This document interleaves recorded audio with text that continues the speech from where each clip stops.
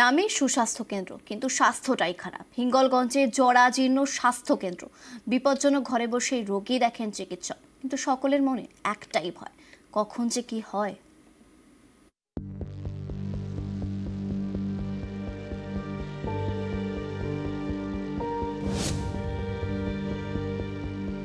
উত্তর ২৪ পরগনার হিঙ্গলগঞ্জ স্বাস্থ্য কেন্দ্র আশপাশের প্রায় ৫টা গ্রাম পঞ্চায়েতের বাসিন্দাদের বড় ভরসা।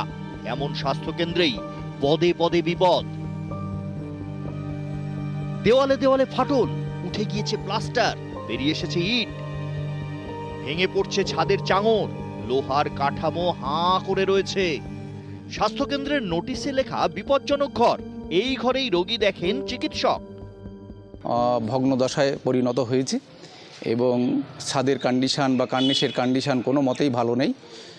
এখানকার রোগী বা নার্স ডাক্তাররা যখন এখানে আসেন, তারা বিপজ্জনক অবস্থায় এখানে পরিষেবা তাদেরকে দিতে হয়। হিঙ্গলগঞ্জ সুস্বাস্থ্য কেন্দ্র, একটা সময় এখানে রোগী দেখতেন 2জন চিকিৎসক, নার্সও থাকতেন, ইনডোর পরিষেবাও ছিল। 10 বেডের স্বাস্থ্যকেন্দ্র চিকিৎসকের অভাবে 7 বছর আগে বন্ধ হয়ে যায় ইনডোর। এখন আউটডোরে রোগী দেখেন একজন চিকিৎসক। অভিযোগ, সব সময় তার দেখা পাওয়া যায় না। এরই মধ্যে রক্ষণাবেক্ষণের অভাবে স্বাস্থ্যকেন্দ্রের স্বাস্থ্য খারাপ। এখানে যেতে ভয় পান রোগীরা। চিকিৎসক নার্সদের মনেও আশঙ্কা, কারণ স্বাস্থ্যকেন্দ্রের ছাদ বা দেওয়াল যে কোনো সময় ভেঙে পড়তে পারে। আউটডোরটা কোনো রকমভাবে চলছে, তাও প্রতিদিন, এই সপ্তাহে প্রতিদিন আউটডোর চলছে না। হিঙ্গলগঞ্জ স্বাস্থ্যকেন্দ্রটা 10 বেডের হসপিটাল এবং 24 ঘন্টা সার্ভিস চালু হয়। তার জন্যে প্রয়োজনীয় পদক্ষেপ গ্রহণ করার জন্যে আমাদের কাতর অনুরোধ জানাই।